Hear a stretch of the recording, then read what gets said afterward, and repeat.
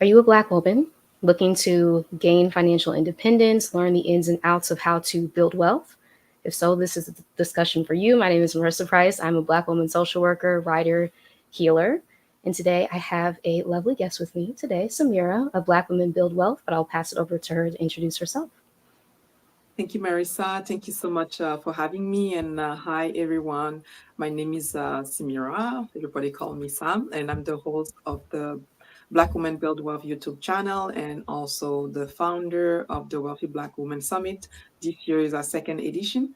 And I was super excited to be here because, like I say, talking about money and talking about Black women, they're really two of my top I guess like my favorite topics. I'm also a money coach. I do coach Black women mainly uh, when it comes to investing and building wealth. And I'm also a mom of three beautiful kids who keep me busy most of the time. So I have twins of 18 months old and my 4 year old.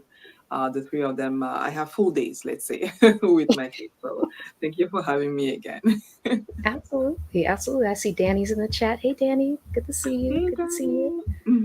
Danny. But yes, I do want to say please subscribe to my channel. I always forget that. Please subscribe, like, comment if anything resonates. But I do want to ask you about your YouTube channel, like I Mm. guess the background of why you started your channel, and also like who's it for? Who's the audience? Yeah, so the audience is right there. It's for Black women. So the name of the platform is Black Women Build Wealth. And the reason why I decided to actually start that YouTube channel is because I'm someone who has always been interested in how to make money, how to grow the money, how to manage it well, and how to like multiply it and all that. And I was, I guess, lucky enough to get into circles of people who really were comfortable talking about money. And so, and I wasn't really seeing that many, sorry, that many Black women around. So I decided that, sorry, I'm going to get some water here. I Mm, decided that I wanted to, sorry, I no, wanted you're to, good. oh my God, it's not good. Oh, I can keep One second. talking if you need to. Okay. Hey, Mara, good to see you. Good to see you here. All right. Of course, when I have to talk, I'm literally choking myself to death.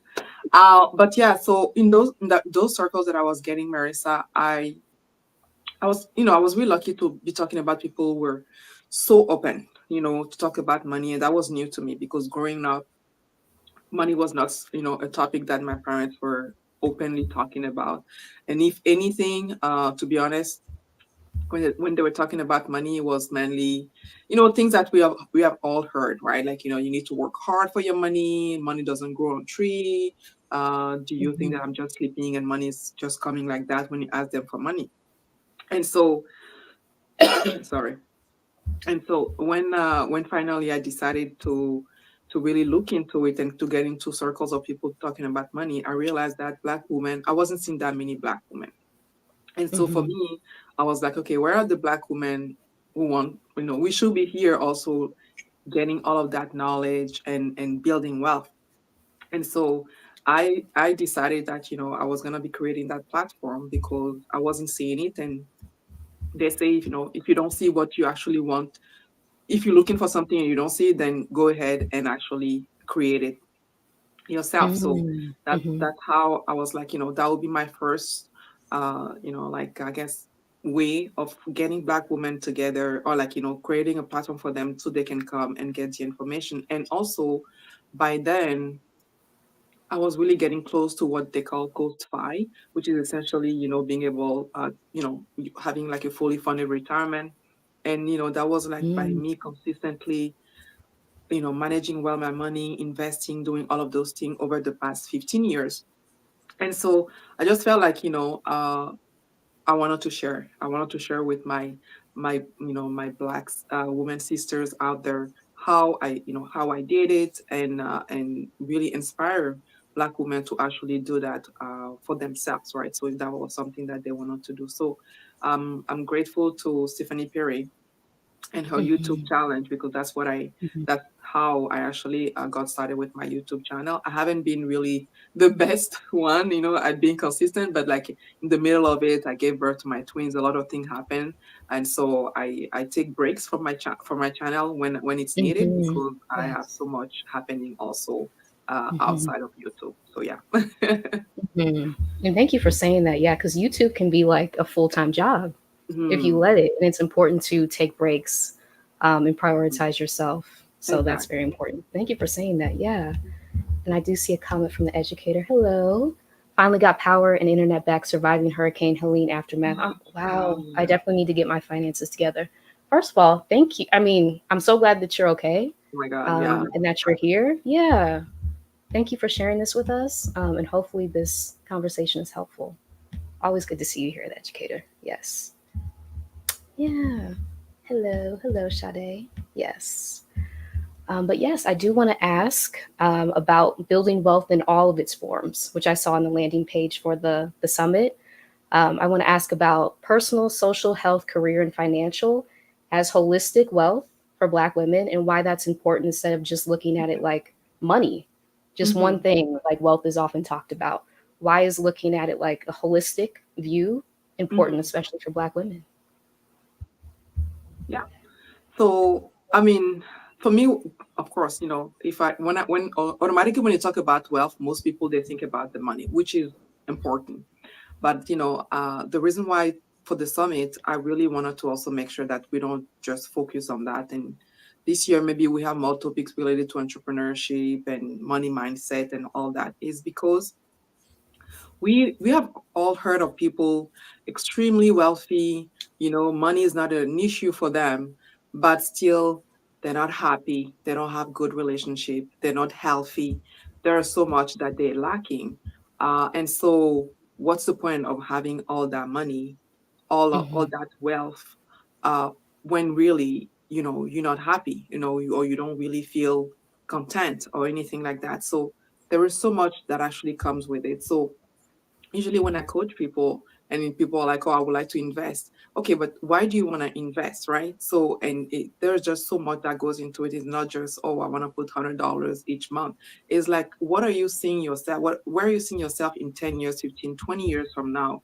And when I have that conversation with my clients, we're not only talking about them being millionaires, we're also talking about them, let's say in this, some of them, being able to move abroad, some of them being able to buy that house, being able to give generously. So there is like a whole there's so many dimension to actually building the wealth. And so when I for the summit, yes, most of the session will be around the money part, but for me it was important to also not forget about the other aspect of wealth, because I feel like everything is interconnected, and so you need to Hmm. find the balance. So yes, you do have the money, but also your mental health is there, and that you have the right relationship, people who love and care about you regardless of even how much you have. To be quite honest, that you're living in an environment that you seeing yourself prospering and thriving. And so Hmm. it's really a multi for me, wealth is a multi-dimensional concept. But I have to say, definitely on my platform, I really focus mostly on money. Yeah. Mm, I love that. And you mentioned something about being around people who talked about money openly, right? Because Hmm. money is often like a taboo topic that Yeah. people don't want to touch. Yeah. So, what is the importance, do you think, of like talking about it openly as something like a summit in community with other Black women who are experiencing the same thing? Well, so here's my thought on that. So growing up for me, it was like you don't talk about money, and same thing. My parents will say you don't really tell people how much you make, how much you own, all of those things. Your money matters are just for you. And so as I was getting to those circle of people very wealthy and building wealth and everything, they were like talking so openly about it that I was just like, oh my God, like, and none of them got like, striking by lightning. So they were, I was just like, okay, you can talk so much about money, like, and nothing happened to you. Like, Right. and, and just seeing that, and even seeing that them being so open about it, they were getting, like advice. They were getting suggestions that were actually was helping them, and that really made me question why, at least in our culture, we make it so taboo. And honestly, I don't even think it's coming from us. I think it's some sort of like heritage of the slave Mm-hmm. tree somehow, because I mean, this is something that we deal with every day. And money is not the all, the all and be all. It's just a tool, right? It's a tool on, for to help you achieve your goal. So you need to be clear also what is the goal here? Financial freedom. Yeah, but that's a like big word. What does financial freedom look like for you? Right? So for me, financial freedom is being able to live anywhere in the world for as long as I want and being able to give generously. And so for me to be Mm-hmm. able to reach that point, I know that I need to have some sort of financial freedom, right? So, and that's not the same for everybody. But so here's the thing, it's like, and I think on the show that I was listening to yesterday, they say people are more comfortable talking about religion and sport way more than they're comfortable talking about money. And so by not talking about it, we're just like, continuing that whole the guilt and the shame and the people not feeling, that actually people have anxiety that people have when you actually talk about money. Like, why do we go why do we go to therapists, right? It's because we want to be able to talk about things that we actually have been thinking of internally. And so the same is also for money. When you see so many, the impact that actually not talking about money can have on people's health and on their Mm-hmm. relationships, their environment, it's huge, right? We have all known of people, in our circle, people that we thought that they were doing really good. Next thing you know, like they bankrupt, or like, something is happening, you're like, oh. But again, it's just like not talking about money openly. It's just like, people will have like that facade and not being able to really express themselves the way they want. That's why, for me, it was important, at least this year, to have a session on money mindset. And so I'm really hoping, as it's not going to, maybe that might not happen that day, but hopefully, hoping when when they join the Facebook group that we have in place, that will also help them to have that safe space for Black women where they can come and talk anything about money without any shame, guilt, or like any negative emotions that usually come with money that we all know of.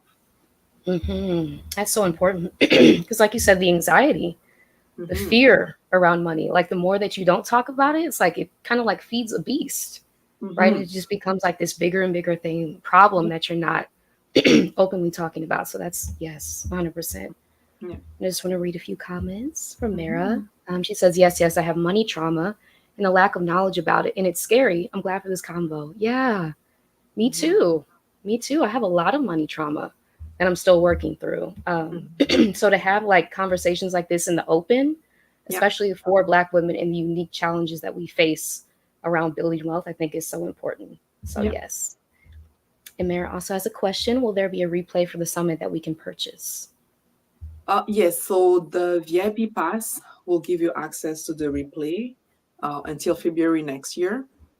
And so, yeah, so you have like the day pass, which that one you need to attend the day of, and then you have the VIP pass, which gives you access to the replay, and also you will also get a book from one of the speakers. Her book I think it just came out. It's called Feel Good Finance. It's actually by the financial therapist who's coming. Her name is Asia Evans, and she's the one who'll be doing the session on empowered women and their money, so the money mindset. Because I think, you know what, if you want to build a house and your foundations are not solid, doesn't matter how Mm-hmm. beautiful your house is, at one point it's just gonna crumble. And so for Mm-hmm. me, the money mindset, and that's what I've realized, even when I started my coaching, for me, I was just like, I'm going to get Black women into investing. And then I realized that I was spending more time working on the money mindset, to the point that it actually got me very curious about it, and even curious about my own money mindset, right? So I'm the type of person, if I divide a plan, as long as it's like, investing or something, I can make it happen. but I don't have that discipline when it comes to food. I don't have that discipline when it comes to I don't know. So it's just like, but then I'm like, oh, but this person is actually going through something here that is literally preventing them from seeing the benefit of investing. So there is no point of me trying to show them any compound interest calculator and showing them how much money they can have when they're like 60.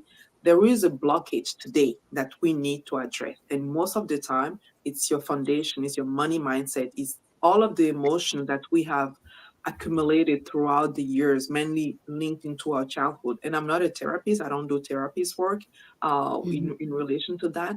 But I really, we talk it out. That's the thing. And most of the time, I realize that they don't really have anyone to talk to about those type of thing. And sometimes people just want to be able to be comfortable talking about it. And so, who's your go-to person when you just realize that you made an investment and you lost $10,000 and you need to talk to someone? Like, who's your go-to person, right? So it's really that. So I think and also that's why I also put the replay in place, because money is triggering, and here I am doing a 1 day of summit of so many sessions talking about Yeah. money. And so Hmm. I'm I'm anticipating that some people, some women, will feel triggered at one point or another, depending on their background, where they are at. And so, if you feel like that, and that's something that I'm definitely gonna make sure to talk about in my welcoming remarks, because before the summit starts, if you feel any type of emotion, overwhelm, anything like that, please shut it down and then Hmm. go for a walk, go nap, go do what you need to do.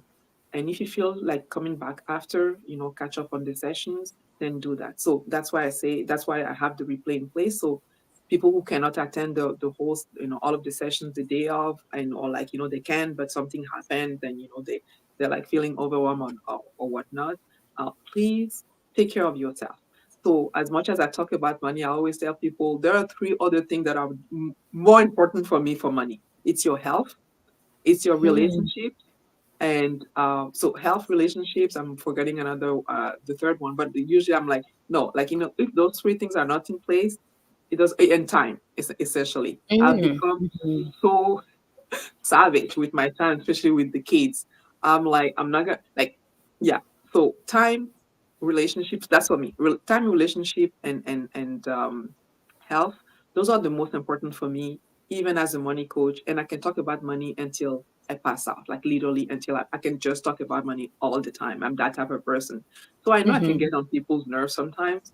So I really try to kind of like step back. But even with me, who's so passionate about money and black women and all that, those three values are important for me. So that's why I say yes, come to the summit, because we're going to be talking anything about money. We're going to be creating that space for you to talk about money, but we do acknowledge also that that could be a comment that someone's gonna make in the chat. That could be something that a speaker is going to say, and that might trigger you. And so listen to your body and allow yourself the space to calm down, do what you need to do.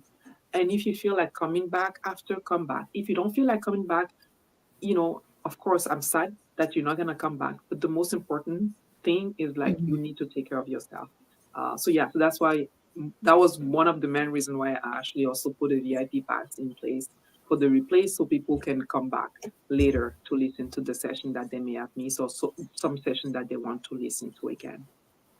I love that. I love that. You don't often see that in like spaces that talk about money, like putting yourself first, your wellness first, because Hmm. these conversations can be very triggering. And I do want to read a comment from Giovanna. Hello. She says, so many phrases come to mind. Stop counting the coins in my pocket. That's just one. Yeah. So growing up, all these sayings, right, that we have that we've internalized. And now as Hmm. adults trying to work through all of that, it's a lot. Like it It requires is. you to go all the way back to where things first started. What was your relationship with money, your Hmm. caregiver's relationship with money, and how has it informed how you view it as an Hmm. adult? So this is like really deep stuff. So I appreciate that. Yeah. Yeah. And I know we talked about the summit will start off with a yoga session, which I thought Yes. was so cool, just to like kind of center, right? Center the Yeah. attendees before like getting into the money talk. So, yes, Yes. y'all, please register. Please register. Giovanna also says, I think the mentality around not talking about money is fear of negative outcomes, like people wanting something from you or feeling jealousy. Hmm. Yeah. Yeah. Yeah, that's very true. You want to say anything about that? Yeah. So, and again, it's our upbringing and everything that we have been exposed to. Mm-hmm. And not a lot of us have been in an environment where positive emotions were attached to money. And, money was talked in a positive way. And so like that needs to we need to find a way to change that, not only for ourselves but also for, let's say, the young people in our lives, because Mm-hmm. we don't realize it. And even for me, I like to I tend to catch myself, especially when it's like, I'm in the shopping center or like in a store with my Oreo. It's like, mommy, I want this and I want this. And my reaction would be like, I don't have money for that. But for me, I'm just saying that so then he can stop asking me and then I can move on. But I catch myself because I don't want him to internalize, we don't have money for that. Mm-hmm. So I'm Mm-hmm. like, okay, why do you want this? Oh, because it's like this. Okay, but we just got this for you. So you need to choose. We cannot get both. Which one do you want? So catching myself, and for me, that's another thing, really. So one thing that we tend to forget about money is to be present when things are happening, kind of like, Mm-hmm. being able to be present with what's going on that is triggering us. So for me, I'm like, okay, instead of telling him we don't have money for that, well, then you need to choose. You cannot have both. You cannot get both. Which one would you Mm-hmm. do you like the most? Then he choose one. So he knows he's getting one. So I'd rather him having that narrative of like, well, you cannot just go and buy everything. You need to choose what you want. What you want the most is what you go for. Instead of we don't have money for that. And so here's the thing, it's like, so you need to put yourself also in space where people are talking more positively about money. And to be honest, I haven't really seen that really dedicated for Black women, and that's why I'm really creating that space. I'm in other space where people are really talking very positively about money, but it's like everybody and anybody. And the reality is like us as Black women, we have some specifics to us that maybe some other people don't have. Like Mm-hmm. me growing up in a very African culture as a Black woman, for me, I was like, oh my God, I'm seeing all of those, women age of my mom, getting married and then moving into their husband house. And then if something doesn't work, then they need to divorce and then go back into the family. That's traumatizing for people. That's really Mm-hmm. traumatizing because then the family sees it as a failure. They see you as a failure. You got married, Mm-hmm. you went to the husband house, and then something happened, and then the husband divorced you, and then you had no choice but to come back to the family house because you don't really have a house to yourself. So me as a young girl growing up in that environment, I put in my head, I'm like, I don't care. Like I need to be able to have my own money, my own car, my own house, stand on my feet by myself. And then when I find, not if, but when I find the husband, he's going to come and complete me. He's not gonna make who I am. He's just gonna come as a nice, completion Mm-hmm. to everything that I've already designed. And so and that's the thing. It's just like, so many things that we have had in our childhood and, in our upbringing that today we're looking at it and we're like, okay, I need I need now to find a way to make this work for me despite what actually I've been through. And putting yourself in around people who are like also want to to talk about money in a very positive way, who are supportive, are not judging you, are really there to help you, that can really be crucial for you to I guess change the narrative and being able to actually get on with your financial journey. Mm-hmm. Mm-hmm. I so agree with that. I want to read a comment from Mara saying money always felt stressful growing up. So true. Oh, Yes. I'm with you, Same. Mara. I am so much with you, and I'm not even gonna lie. Even today, Marissa, money people will be like, she's a money coach and she's stressed about money. Yes, I Sorry, y'all. am. I am. And again, there is a bit of things that I've been through in my childhood and even in my adulthood. Like, so I'm the eldest daughter in my family. I'm the first of a family of five. I came to Canada the first, and then everybody came over the span of 10 to 15 years, and except for my sister who came right after me, like five of my siblings and cousin stayed with me over the span of 10 years, and I had to foot the bill for, the food and in transportation and tuition fees. So, and I wasn't making that much money. And so my sister and Mm. I, Mm-hmm. we teamed up to be able to do that. But that's like a huge financial responsibility on our shoulders, and we're not even the moms, we're just the sisters. And so that in itself, has created so much stress for me that I'm still working through. Today I have another type of stress, right? Because now I have young kids that I'm raising by myself, and I live in a country where things are, raising kids is expensive, and daycare and diapers and you name it, it's not easy. Mm-hmm. And now you have like me kind of like, doing it by myself. So yes, it's going to create stress. But one thing that I will say is, even negative emotions, is they're not bad. You just have to acknowledge them. Mm-hmm. You need to That's true. you need to have those tools that are going to help you identify what's going on. Oh, I'm feeling this type of way. Mm-hmm. Okay, well, and then, or like you telling yourself something in your head that you're not good with money, but then you just catch yourself. Is that true? Is that true that I'm not actually good with money? And then you're like, okay, what do I need to do in this present moment to give me the assurance that I'm actually good with money. And sometimes I even have that myself. I just need to log into my investment portfolio and be like, oh, I did this. I'm good. Yeah. So I'm good, right? Or like when I pay my Yeah. credit card in full each month, girl, Mm-hmm. I'm like, the bank is not gonna have your money for interest this month. So, and you have to tap yourself on the shoulders, because those moments, they're going to be helpful when you are actually going through the negative emotions. So the negative emotions, they're not bad. They're just like a sign that something needs your attention. And so you just look into it, but yeah, I again, Mara, I'm with you on that. Money can be really stressful, but then again, Mm-hmm. we just need to have the tools to work through that stress. Yeah. I think that's a great point. Yeah, negative emotions are not bad. It's Hmm. just like emotions on a spectrum. And as a Yeah. human being, we experience all of them on a Exactly. spectrum. So if you can like let yourself off the hook, if you do feel like shame, fear, all these things around money, a lot of these things are rooted in childhood experiences. So just Hmm. sitting with that, acknowledging that, and knowing that Hmm. you have the power to move forward. And like you said, like celebrate yourself for Yeah. the wins along the way. I think that's important because this Hmm. is not easy stuff all the time to confront Yeah. and face. Mm-hmm. Exactly. Exactly. Yeah. Mm-hmm. Giovanna says, that's amazing. Yoga is such a great tool to center yourself so that you can make decisions that are authentic to who you are. Yes. And Giovanna is a yoga teacher. Exactly. Yes. Yeah. Yes. Yeah. And yes, music fever says that's very thoughtful, Sam. It's so easy to get overwhelmed with life and its expectations on us. Being able to replay the summit at times where we are more relaxed is great. Mhm. Yes. You're I welcome. agree. I agree. Yes. And Danny says, yes, you are on point, Sam. In financial social work, it's called, yes, a relationship with money. And that looks different with everyone. Yes. Hmm. Yes. So Yeah. true. And that's like a growing field of social work, therapy, like Hmm. finances, Yeah. because it impacts so many areas of our lives. It touches so many areas of childhood trauma, experiences that we've had. And now we're like just adults expected to be able to know how to navigate all these things. It Hmm. can be a lot.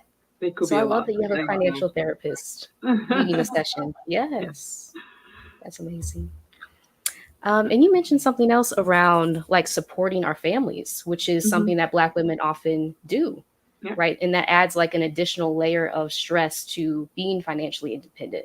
So, anything Hmm. you want to share around how we can navigate that if we do have to support family members while also like pursuing these goals of financial independence? Anything you want to share around that?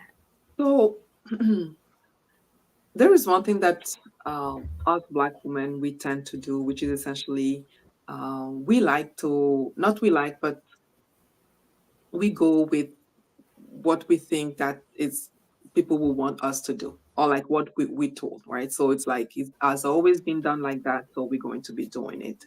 And I'm gonna give myself as an example where I was told very clearly, as the oldest of the family, your role is to help the youngest. But looking Mm-hmm. back, I should have really defined what does that help entail, because I assume that essentially it will be this and that, and then it just happened to be this, that, and so many other things as well. And so, as Black women, for me, a Black woman is inherently generous. Like, we give our time, we give our Mm. money. Mhm. We, like, we don't have it, we'll find a way to get it and give it to someone. And Yeah. so, honestly, we are honestly for me, a Black woman is the most beautiful human being on earth. And when I say I'm very passionate about Black women, I'm not even Yes. joking. It's I'm not even true. joking. Mhm. Like, Mhm. so, but one thing that I've realized, and even looking at the generation of my mom, all of those Black women who have given, and so much to husbands, to kids, to family, to communities. And then Mhm. they get into their 60s and 70s, and then they realize, have I lived my life? What exactly have I done? Like, yes, I've helped people, but my life, my goals, my dreams, things that are important to me, then you realize that essentially, you come short. You come short. Not to Mhm. say 60s and 70s are too late, but there's certain things that you'll be able to do more freely in your 30s and 40s, and in your 70s and six and 80s that might not be the case. And so, Mm. Mhm. one thing that I would say, and that I've started doing myself, is really being comfortable saying no. And I don't, Yeah. like, Black women don't say no often. I'm not like, Mhm. just, it's a very simple word. It's just two letters, but it's like so hard to say. I've seen people saying no so comfortably, not even justifying what they're saying no. And I was like, wow, they say You can no, do that. and Yeah. they just carry on with their life. And they were not rude, they were not like dismissive, they're just like, no. And then you realize, yeah, that person took the time to see how me getting in, taking this particular commitment, how's that gonna work for me, right? And Mhm. so for us, we tend to say yes, and then see how we're going to be changing our entire life to make sure we help people.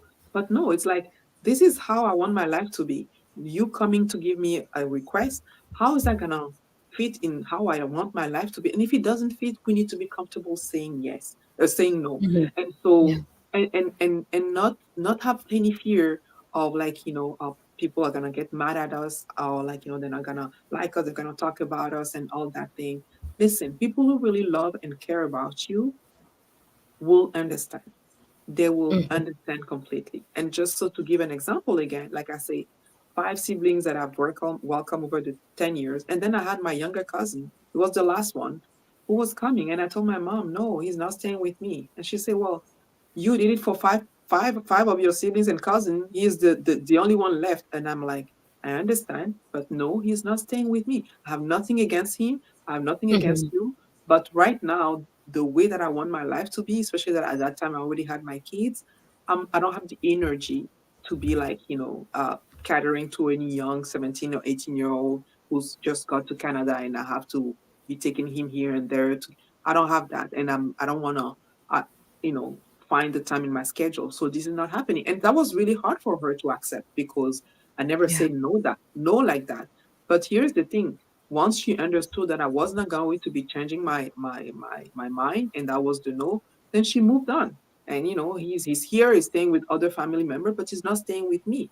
And so, again, the saying no is not gonna make you a bad person. Is not gonna make you an evil person or anything like that. But it's just saying that I've taken the time to look at how I want my life to be, whether it is your time, your money, anything. And then you like, but I'm not doing this, and that is perfectly fine. So saying Mhm. no to Mhm. people is like saying yes to you. Most of the time we need to say yes to ourselves, like, all the time. Mhm. I'm not even kidding, Mhm. all the time. Let people say you're selfish. Let people say, like, I mean, a Black woman cannot be selfish even if she tries every day. Like, seriously. Because Mhm. somehow, even by you bettering yourself, your community is going to be, benefiting from that. People in your environment will be benefiting from that, because very rarely that you see a Black woman, you know, uh, having success, and she's not somehow giving back. So, but you need Mhm. to do you need to do that work. I mean, you need to be able to put your foot down and to someone's point and set up those healthy boundaries and be comfortable with it, not second guessing yourself, not trying to justify. It's like, no, I'm not doing this. No, and that's perfectly fine. Perfectly fine. I love that. And it's like self-preservation, Mm-hmm. right? And like you said, when we put ourselves first, our communities benefit from that without us having to sacrifice Yep. our well-being, our Mm-hmm. financial goals that we have. It's like pouring that energy into ourselves like naturally flows out to other Mm-hmm. people around us. And Exactly. you touched on something else. Like people will, they'll live. They'll live if you say no, right? That's something that I've had to learn. It's like the world is not going to crumble. No. They'll find a different route. They're adults, right? And then I'm good. I'm Yeah. good. I'm saying yes to myself. Exactly. Exactly. Yeah. Yeah. hmm Danny says, I agree with you, Sam. People who love you will recognize your no, yes, as your Mm-hmm. need to say at the time. Yeah, that's Mm-hmm. very true. Yep. hmm That's very true. And I did see a comment from there that I wanted to look at. Yes, it triggers that avoidance. I don't want to check the bank account or credit score, out of sight, out of mind. And I wanted to ask about avoidance when it Yeah. comes to finances and how Mm-hmm. something like the Wealthy Black Women Summit can help. If you're dealing with, you don't even want to think about money, you don't want to talk about it, just being in a community that's supportive, that has wellness practices built in, how can that like help someone who may be experiencing some of those feelings of avoidance around money? Okay, so I mean, let's be honest. Someone who's experiencing awareness might not even sign up for the summit. They'll be like, I don't even want to talk about this. I can barely look at my bank account, and you want me to sit all day talking about money? Girl, no. Girl, no. I'm not doing that. So I might even not have those people who are experiencing avoidance, but Mm-hmm. my thing is, uh like I said, no emotions is a bad emotion. So here's the thing. It's for me, what doesn't get measured doesn't get accomplished at the end of the day. and Oh, wow. and and most of the time, when we don't really know exactly what we want and we don't know how we're going to achieve it, it gets overwhelming, right? So you just like, you know what, I'll do it tomorrow. I'm not really interested. I'll do it. And that's where, and especially if you're not in an environment where people are really, supporting you, supporting you and asking you, that's where essentially you Mm-hmm. can get into a zone where you feel like something is not right, but nothing has exploded yet. So you just like, I'm good. I'm good. And so one thing that I'm really big on is accountability partnership. Danny, who's in the chat today, she's actually my accountability partner for my YouTube channel. Oh, And we have been wow. accountability partners for 2 years since we actually took the YouTube challenge together back in 2022. And she's been she's been amazing because, Marissa, I cannot tell you how many times I've decided to avoid making video making videos on my YouTube channel. I'm like, listen, I don't really have the energy. I can barely edit. I never edit my videos if you look at, because I don't have the time. I I don't don't either. Yeah. And she'll be like, oh, Sam, it's been a month now that you haven't put a video out. And I'm like, girl, please no. And she's like, oh, maybe we should have a chat. I'm like, oh Lord. But me trying to really avoid putting a video because it's like so much work, but the fact that I have an accountability partner who's like, I'm not letting you out with this. We know exactly what Mhm, we're trying to do here.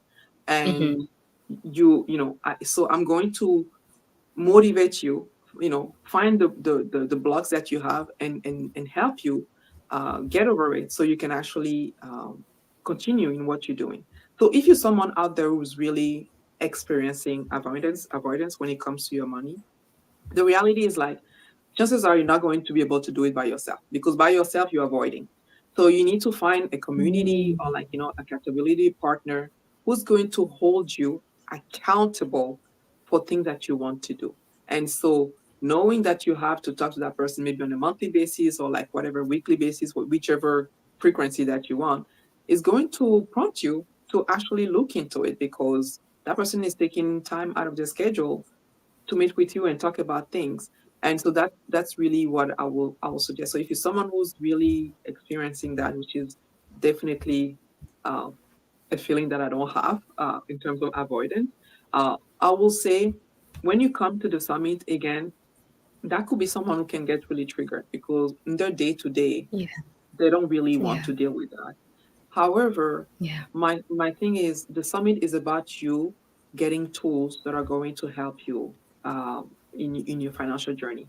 But more than that, also is really creating a community of Black women who are going to be supporting each other in growing their money and building wealth and reaching financial freedom. And so, and when you join the Facebook group, you can be as present as as much or as little as you want. You can come and go.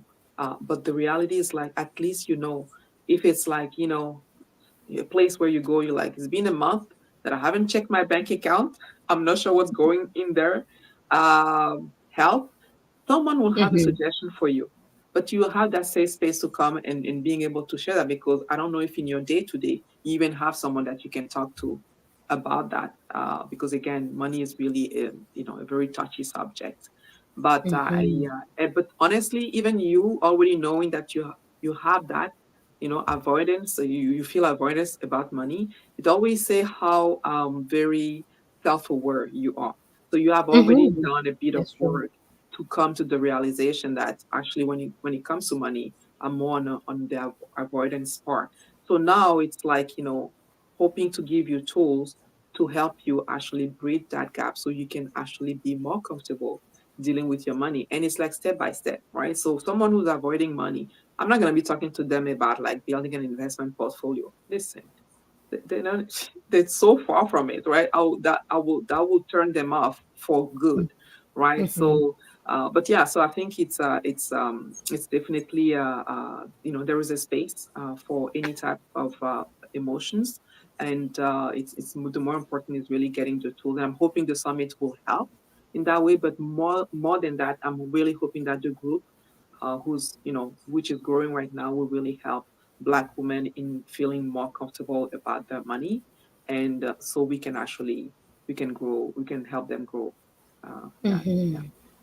I think that's so important. Yeah, to have a safe space to ask questions too, because that's one of Mhm, the other fears around finances. Like, I don't know enough. I'm not experienced. I don't have like everything set up, so I'm not able to talk about it. But having that like community where you can ask questions mhm. about things that come up without shame, because Yeah, shame is often something that comes up. I should know this, right? I'm this age. It's like yeah, we're all still figuring this out. So yeah.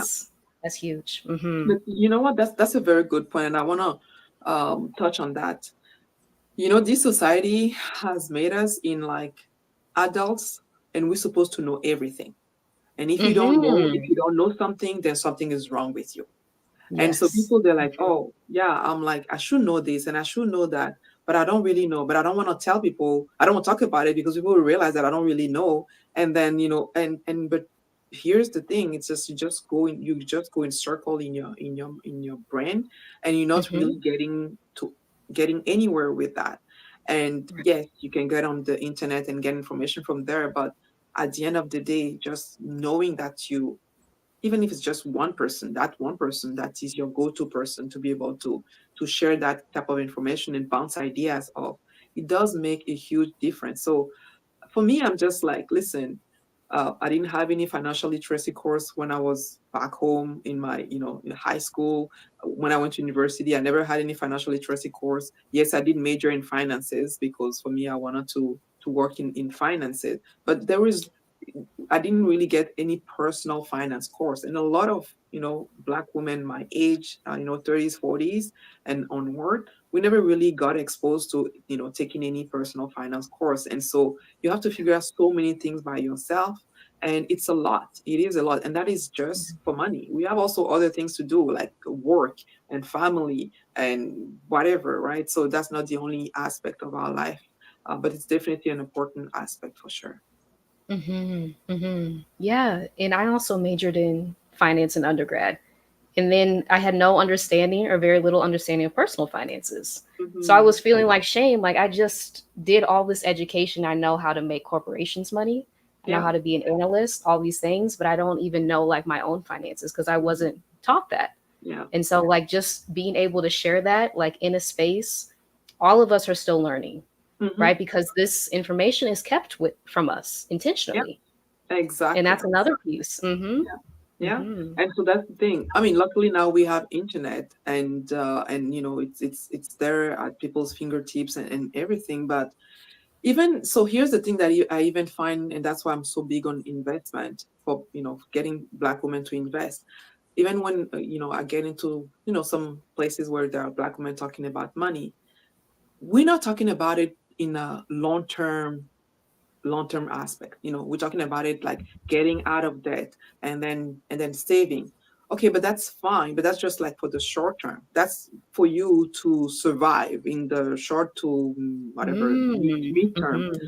But Yeah. what like the long term, like your own self at 50, at 60, you need Right. to prepare it today. You need to prepare. You're not going to prepare it when you get there, because that will be too late. And who wants to Mm-hmm. be forced to work until their, I don't know, golden years and everything.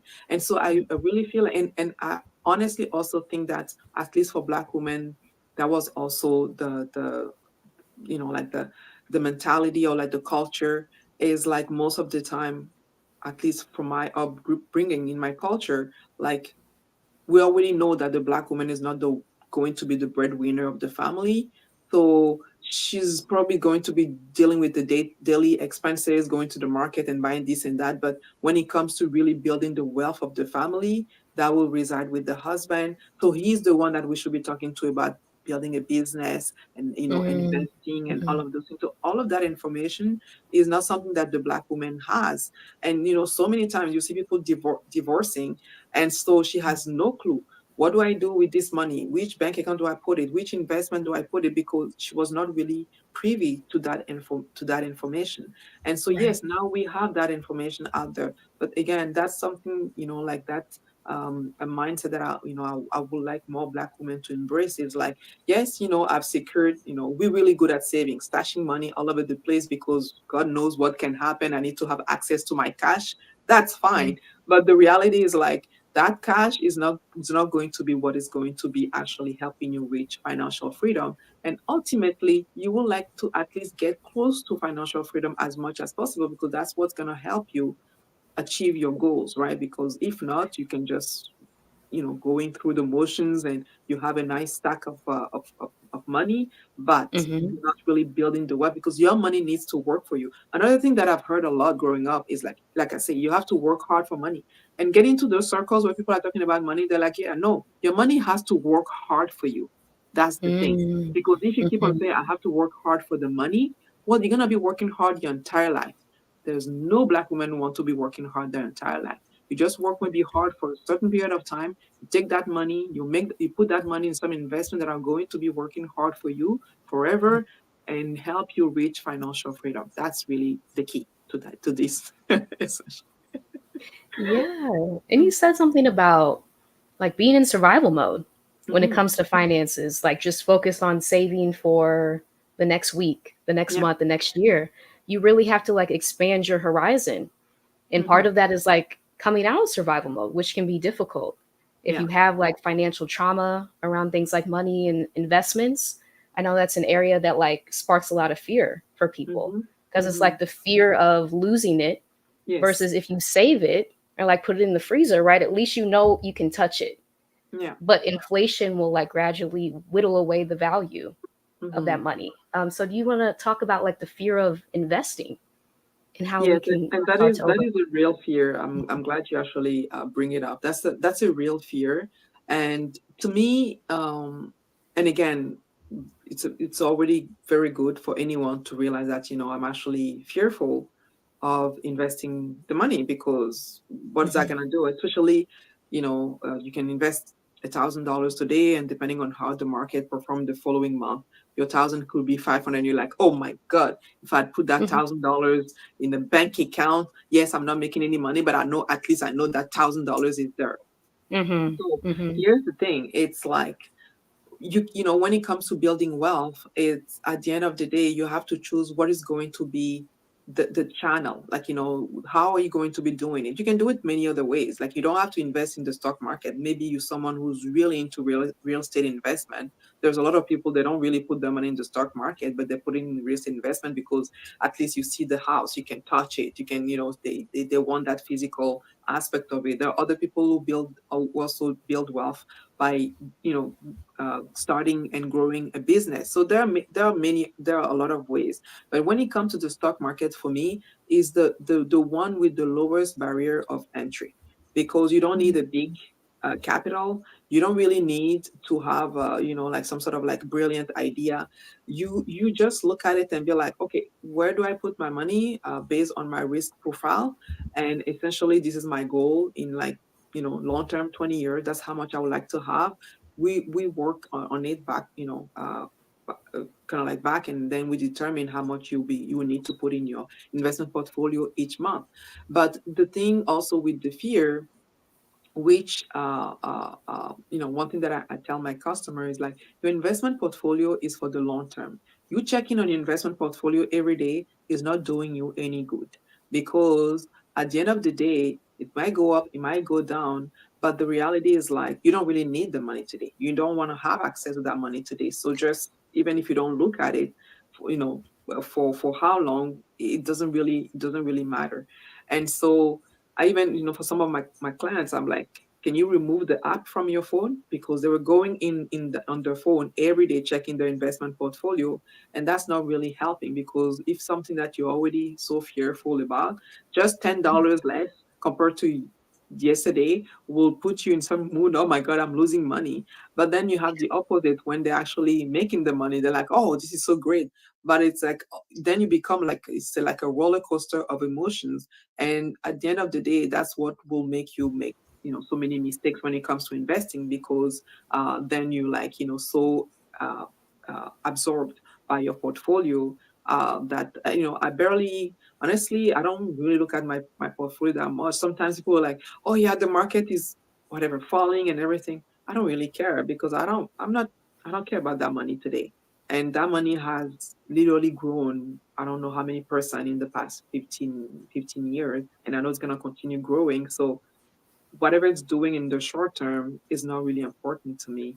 And so for me, usually when people come with fear for investment, which is again an emotion that I've seen many times, Yeah. it's really identifying where the fear is coming from, right? Some people, it's Mm-hmm. just because Mm-hmm. they know someone who has invested in the stock market. They were not really sure what that person invested in, but they realized that person kind of like lost all their money. So automatically, I'm fearful of investing, because I know someone who has invested their money and then they lost it. Yes, but maybe they invested in one single stock. They put all of their coins on that one horse, and Right. then the horse didn't thrive. And so then for you, you just generalize and, like, investing is not for me. So it's really to understand where the fear is coming from, and really help them maybe identify how this actually is not the norm, essentially, right? Because so many people have built wealth through Mm-hmm. investment. And so it's something that has been done for years and years and years. And that can also be done for you if you wish to actually commit to it. Mm-hmm. Mm-hmm. And that's like a whole mindset shift, It that is. you also have access to this, that it's not Mhm. off limits to you. Yeah, Like that's kind exactly. of like, yeah, because we've been Hmm. taught a lot that it's not for us, that we A just lot. have to sit and watch other people build Hmm. wealth. Mm-hmm. So we've Mm-hmm. been taught a lot that investing is not for us, that we need to work hard for our money. And Mm-hmm. so a lot of people, a lot of Black women, they so focus on getting the degree and the certification and being like the top performer and all Yeah. of that. And yes, you're gonna make the big bucks, but then again, the big bucks are not going to be what is going to be guaranteeing you a wealthy life. You need to determine what you want to do with those big bucks that you're actually getting. And that they don't teach us that. They don't tell us that, Mm-mm. right? So what they want is you spending all of your money in the present moment. Is you getting Mm-hmm. into debt? Is so Mm-hmm. you need to be a good steward, become a good steward of your own money, and be like, what can I do with this money that I have right now? So in 10, 15, whatever, 20 years, that money has become so much that essentially I get to decide. I'm gonna give you an example, and it's still fresh in my mind. Yesterday I was in a meeting. I'm still working. I was in a meeting with, like, I guess what you would call a senior executive, and I was with a Mm-hmm. consultant. We were chatting. I mean, she was literally talking to him. She she made it a point to literally ignore me. It was an online call. So at one point I wanted to mention something. So I raised my virtual hand. She did not Mm-hmm. acknowledge me at all. So I removed it. So then I'm like, okay. So at one point I disconnected. I was still on camera, but I started doing so many other things. You could see that I was not focused on the meeting anymore. And so at Mm-hmm. one point, I even turned off the camera. I stayed in the meeting and I turned off the camera. And toward the end, she said, okay, I thank you for meeting with me. Have a good day, both.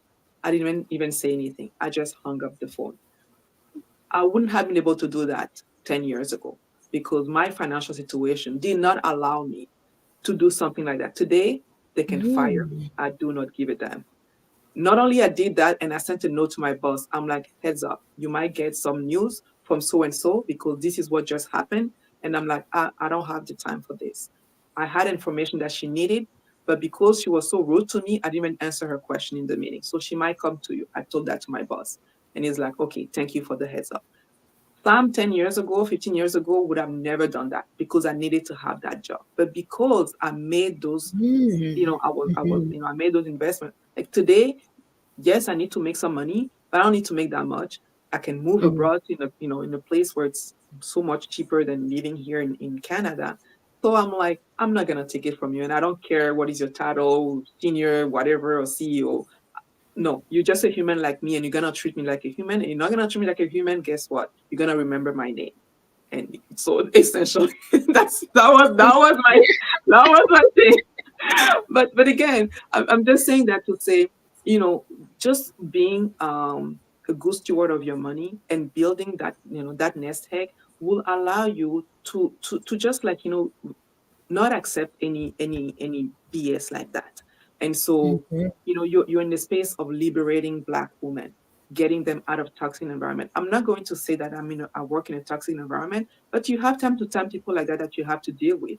And I'm not going to take it. I just do not care. Like, maybe some people need their job badly, which is fine. Mm-hmm. But luckily, I've made some choices in my life that I don't really need to be here and take that nonsense from you guys. That's just what it Right. Ooh, I is. love that. Yeah, it does give freedom. It does give freedom to like push back on that, right? You're not gonna like treat me like that, and I'm No, just no, gonna sit there and just pretend like nothing happened. yeah. That's huge, yeah. And And I've done having, that. I've done that in the past, mhm, Marissa. I've done that where people mhm. literally ignore me. That was virtual. I've been in person meeting at the table, and I was the subject matter expert with people not even giving me the time to Yes. talk. And I stayed and I acted as if nothing happened because at the time I wasn't strong on my feet financially. But Mm, today is another world for me. And so that really gives me, so not only I did that, but I also gave a hustle to my boss, so he knows, right? I would have never been able to do that 10 or 15 years ago. So I really, that's why I'm so big on, because us Black women in the workplace, no, that's like that, no, unacceptable. And mhm, until we can stand on our feet financially, we always gonna be, accepting nonsense like that because we need the job. We need to put ourselves in mm. a position where we don't need the job. We may need a job, but we don't need that job, right? So So yeah, that's really, yes. yeah. Mhm. That's huge. Yeah, because just thinking about like all the work I've done with toxic job survivors, feeling like you have to stay in an environment that's really abusive. I mean, that's what it is. With people like downplaying your accomplishments, talking over you, right? All the abuse that Black women face in the workplace. So to be Hmm. able to have like a portfolio that you can be like, okay, I can say like, F this, I'm not doing this anymore, and like be okay Exactly. financially. Yeah. That's freedom. Mm-hmm. Hmm. That is freedom Mm-hmm. right there. That is freedom right Mm-hmm. there. Yeah. I love that. I do want to ask you about FIRE and your journey with Yeah. financial independence, how you started it, and then the benefits for FIRE for Black women specifically. And FIRE is Financial Independence Retire Early, I think, Hmm. for people who may Yes. not know. Yeah. So that is that. And so I will have to say I'm more on the FI side, which is financial independence. I don't know Mm, about the retire early because I feel like I will always be doing something. It might not be work, but I'll always be doing something. But I have to say, it's really so when I started getting to those circles, like I'll probably say 10 years ago that I got into those circles and hearing people talk. That's where the concept of FI actually started like being talked about so much. And at the time it was mainly Mr. Money Mustache or like Vicki Robbins with her book, happy your money all your life and whatnot.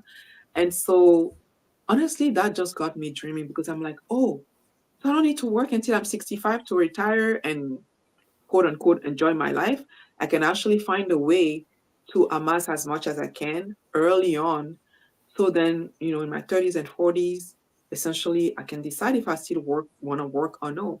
And to me, it was so appealing. Like that whole aspect of working for 40, 45 years, ah, like seriously, like who is that appealing to? I don't get it, but definitely not appealing to me. And so no. I was just like, okay, how do I make this happen? And that's how I actually got into it. And I was, I'm still into the space where people talk about financial independence, and being in those space, you're like people give you ideas, right? They're like, oh, I've done this and that. Why don't you try this? And for me, I feel like that's really that has contributed a lot to me, like reaching coast five. And funny enough, if I didn't have kids, I would have been able to reach financial independence 3 years after reaching coast five. Because having kids now, it's just like money is just like going through the out, out of the window at this point. But for me, I was okay with delaying my financial independence per se, because I so wanted to have kids. And just like, okay, if I have to do this by myself, it's gonna cost me a lot of money. But guess what? The reward outweigh like the expenses and whatnot. So Mhm. for me, it's still a goal that I have. But I think like even being cost fi, like if anything, because sometimes people look at their, when we determine people's, like when I have people determine their FI number, it's such a big number that they're like, how am I gonna get to that? I'm okay. There are so many steps in the financial independence journey, like barista fi, coast fi, lean fi. There are so many Mhm. steps.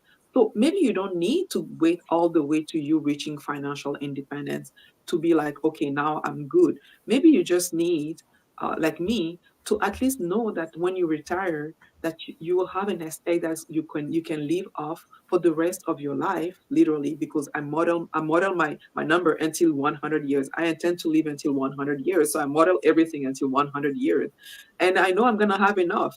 So in that case, I'm just like, okay, that gives me the flexibility today. If I was, let's say, living in an environment where life was not so expensive, maybe I just need to make a third of my salary, and I'll be fine. So that means I don't really need to do the job that I'm doing. I can do any other job, or like find something online to do that I can work anywhere in the world, and whatnot. So and so I tell people, forget about the real fi, but maybe you just need a lean fi number. Can we work toward that? And it's sometimes you really help people, because then maybe it's like 5 7 years to reach that, or like 10 years maximum. And people are more inclined to be doing that than like maybe the financial independence number, which could be sometimes overwhelming. But to me, I feel like even if I don't reach the FI number today, I'm in a better place because I was pursuing FI than I would have ever been if that was not my intention. So it's almost like shoot for the stars and be okay landing on the moon. That's pretty much how I feel like it. And for me, I'm just like, listen, I would have never been able to be where I am if financial independence was not something that I was interested, that I was actively pursuing. And so I want that for all Black women out there. Like seriously, it's so freeing, like a burden Mhm. out of your your shoulders. And just to know that, when you're in your 50s, 60s, you don't need anyone. Like, at this point, I don't even care about government benefits. They give it to me, fine. They don't give it to me, I'm still fine, because I've done the work for myself. And when I hear people, at least here for us, the CPP, I know for you guys is the Social Security. So many Mhm. people, like, retiring and relying on the government benefit to live off. I mean, government is the least reliable, as much as I'm concerned, Yes, when it it comes to is. guaranteeing anything long term. So why do you want to rely on an entity that could change the rules on you overnight? And so I'm like I say, they give it to me, fine. They don't give it to me, fine. And so I just focus on what you can control. And at this point, we can control how much money we're making. What are we doing with that money? How are we growing it? How are we making sure that, we are protecting it, with the proper also insurance in place if we need to, and just be comfortable with that. Like, it's so freeing. Mm, I love that. I love that. I do want to ask a question that Mara asked. Do you provide Mhm. one-on-one coaching for this? Yes, I Hmm. provide one-on-one coaching mainly for investing. I have to say now I also do coaching for money mindset, because um it's so huge. It's so huge. That's one thing that I've realized. So yeah, just to the link of my Calendly is on my YouTube channel, Mara, if you will like. But yeah, I do provide one-on-one coaching for that. Wonderful. And I will link Samira's channel. Please subscribe to Samira's channel, Black Women Build Wealth, as Don't well. expect it one video a week. Samira, she does video when when she has time. Yes, whatever you upload, whatever I'm you telling you. upload is good. Yes. YouTube must be like, what is she doing on this platform? Like, is she still here? I think at one point I was gone for 6 months. I think Danny almost gave up on me. I'm like, listen, I just had the babies. I'm so busy right now. I don't have time to be sitting and recording any video. But yeah. It's a lot of work. It's a lot of work. YouTube is a lot of work. Yes. I want to ask you for the summit, who people may be like new to the concept of financial independence. Are there like Mhm. certain sessions that may be helpful if you're like, where do I even start with this? Like, I want to Mhm. achieve fire, but I don't even like want to look at my finances sometimes. Mhm. Is there like a session that may be helpful, or multiple sessions that may be helpful for those So we folks? don't really have a session dedicated for financial independence. However, Hmm. one thing that we have towards the end of the day, like I call them the Zoom sessions essentially, because throughout the day people will be more like attending, like the I guess like the speaker sessions. But I wanted to have also for people who want to, like, an opportunity for people to kind of like talk among themselves. So I'm hoping to have Mm-hmm. some speakers also being part of the Zoom sessions. And so if people have, they say, any question that they felt like, they didn't have a chance to ask during the day, or like, maybe, it just came to them after, the Zoom session would probably be the best to actually talk about that. So it's really, yeah. So there is no dedicated session for financial independence. I'm pretty sure. So Malika and I were doing a session on the most powerful retirement income. So I think that essentially we're probably gonna touch on that, because essentially there is no way that you're going to be reaching financial independence if you are not investing somehow. And again, like I say, it could be in stock market or like real estate, anything. But you need to find a way to make your money work for you while you're sleeping. So without Mm-hmm. you actively doing the work, because you actively doing the work is you also putting the time in it, and that time you're putting in it is time you're not doing something else that maybe you would have enjoyed more. So yeah, so I'm pretty sure we'll be getting some question on financial Mm-hmm. independence, and she's fully financial independent. I'm more coast fi, so I'm pretty sure we'll, between the two, and the two of us will be able to answer any question that people will have for related to fire. Mm. I love that. I love that. Mhm. And as we're winding down, I do want to ask, yeah, what people can gain for the summit. And I know it's on Saturday, November 16th as well. Yes. Anything around how people can register, what they can expect to learn. Yes. So, I mean, people can register. Thank you for sharing the link Hmm. directly on the link. And for uh, um, for the Black women who are also a part of the Exodus Summit, which is happening tomorrow. Sorry, I'm super excited. Yes. um, yeah, so it's the same platform. I use the same platform, so it's very people will be comfortable using that platform because they already Mhm. attended a few summits who have used the same platform. And one thing that I will suggest people to do is come prepared.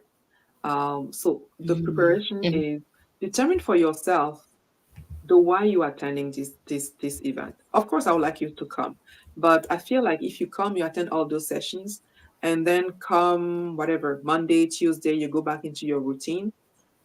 I didn't reach my goals, right? Because Mhm. where is the change? Where is the transformation? What is it that you have learned from the summit, the summit, that's going to be helping you? Who have you met? Who has become your accountability partner? What are you taking from it? So even before you start a summit, come prepared. Where I'm at, and that might be hard for someone who's an avoider, but like where I'm at and why I'm going to this summit. What exactly am I expecting to get from this summit? And of course, don't make it like a long list of things because it's just one day. You're not going to be able to reach everybody's goal. But like even one or two goals. It could be I want to I want to learn more about investing. I want to learn more how to get started with investing. We have a session on community savings, which is an Mhm. alternate That's way so to interesting. actually save money and invest. And our ancestors, they use that. When they didn't have access to the Mhm. banking system, based Yeah. on trust, you get together. Each person contribute like whatever $100. We are 10. That makes the pot $1,000. And this month I take the pot. Next month someone else take the pot of money, and so on and so forth. People have used that to pay debt. People have used that to pay, for education, for weddings, or down payment on house, all of those type of things. And so I'm bringing that forward because I don't hear that much about it. And Mhm. maybe if you're someone who really have hard time saving because each time you save and then you go back and you dip into your saving account, something like that could be good for you, right? Because each month you need to come with whichever amount you have to. There is no sorry, I don't have the money. It's trust me. Mhm. So you need to find a way to actually, give the money. And when comes time for you to collect the money, then you can have a goal attached to that because you know which month you're going to be collecting that money.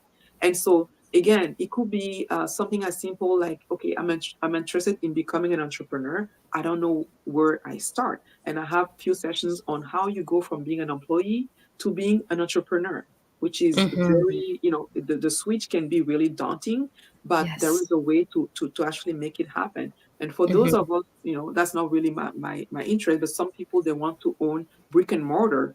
So I have someone who actually owns a brick and mortar business who's going to come and talk about the challenges that you may have owning a brick and mortars in this day and age. I know we talk more about online businesses, but then again, there's still some Mhm. people who are interested in having like hair salon or like restaurants or physical Right. businesses, and we need those businesses because we want to still go to restaurants and go out to places. And but and I also have a session actually given by a millennial. I think she's a millennial, and she's coming to talk about how to leverage AI to build different streams of income, right? So many times black women, we tend to be kind of like the least to adopt new technologies, like so Yeah. we need to Yeah. be at the forefront of this. We're hearing more and more talking about AIs, like how do I actually leverage AI to help me in further my financial journey. And in this case, it's mainly like creating different streams of income, which again is very important for Black women, not having all of our eggs in the same basket.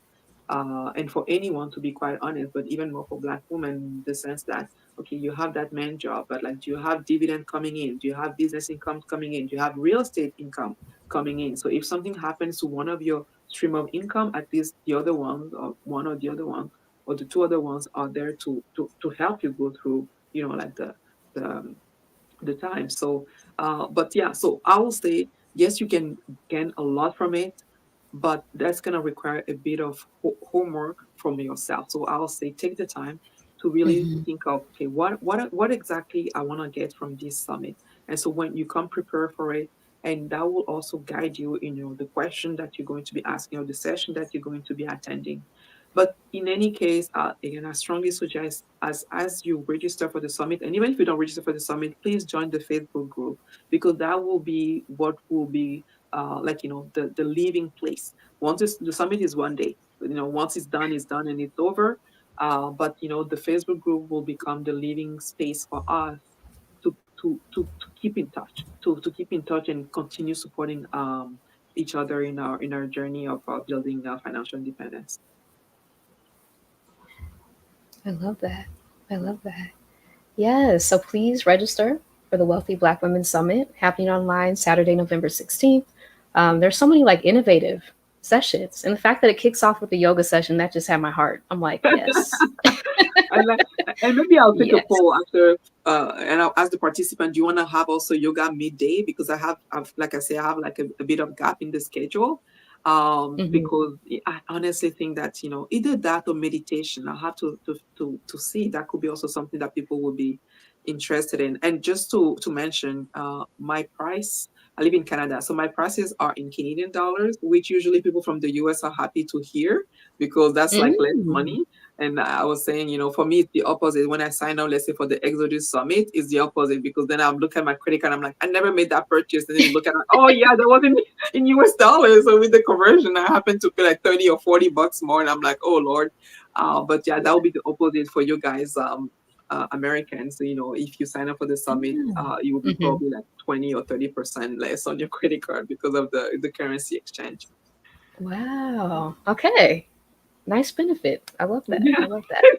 But the Yes. information is still good. That's not discounted. It's Hmm. still good information. You're coming for good information. Yes. Yes. I'm going to read a few comments here, but I do want to ask you any last words you'd like to leave the audience with. Come, come, and come also ready to connect with other Black women and share and learn. The more we are, the more fun. I mean, honestly, virtually or in person, each time that I'm in an environment of Black women, I feel so good. It's I'm like, everything. Mm-hmm. hair down and all that is it's so good. Mm-hmm. So yeah, just make it a day where you're like, I'm going to be with my my fellow Black woman, and we're going to be learning about money, and it's going to be a good a good day. So definitely, yeah, Yes. yeah, that's kind of like my Yeah. last word. Come. I love it. I love it. Yes. I'm going to read a few comments here. Hmm. Giovanna says, having an accountability partner is so helpful. Yeah. So you find someone you vibe with, reach out to them, and build that relationship so you can both reach your goals. It's a beautiful thing. Agreed. Agreed. Yeah. And having those points of connection, like the Facebook group, the Zoom rooms that you mentioned, to be able to Hmm. find someone, right, Hmm. to walk this journey with you. If you're Yeah. having these financial fears, these avoidance tactics that you're working through, Hmm. having someone to really like hold your hand who may be experiencing the same thing, I think that's huge Exactly. to be able Hmm. to reach those goals. Yep. Yeah. Yep. Danny says, yes, a safe space. I agree. In families, not everyone is on board. Yes, with talking about money in the way that you may be or know how to, for that matter. Yes, that's important. Exactly. That's important. Yep. Yep. The educator says these past 2 weeks, witnessing Black women not having money, yeah, to buy what they need for themselves and children due to Helene has been heartbreaking. I'm glad I had emergency money. Keep cash on hand. Yeah. Yeah. Yeah. And it's like these systems are set up for us to be in financial duress, Yes. right? And Yeah. so, like, all the points that we can take our power back, that Hmm. we have to utilize, I think that's very important to resist. Yeah. I mean, Yeah. for And me, it's, like, Black women, unfortunately, I'm going to say it, they're the least protected. Like things I've mm-hmm, seen in the workplace, it's mm-hmm, crazy. Like, mm-hmm. and you're just like, okay, wow, okay. So definitely we need to stand, for ourselves. And, Mm-hmm.